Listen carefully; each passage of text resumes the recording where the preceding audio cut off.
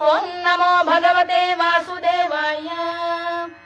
शान्ताकारं भुजगशयनं पद्मनाभं सुरेशं विश्वाधारं गगनसदृशं मेघवर्णं शुभाङ्गम् लक्ष्मीकान्तं कमलनयनं योगिधृध्यानगम्यं वन्दे विष्णुं भवभयहरं सर्वलोकैकनाथम्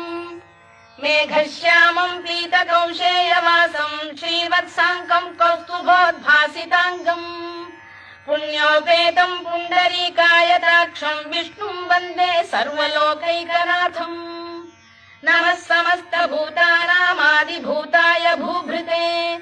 अनेकरूपरूपाय विष्णवे प्रभविष्णवे सशङ्खचक्रं सकिरीटकुण्डलं सपीतवस्त्रं सरसीरुहेक्षणं सहारवक्षस्थलशोभिकौस्तुभं नमामि विष्णुं शिरसा चतुर्भुजम्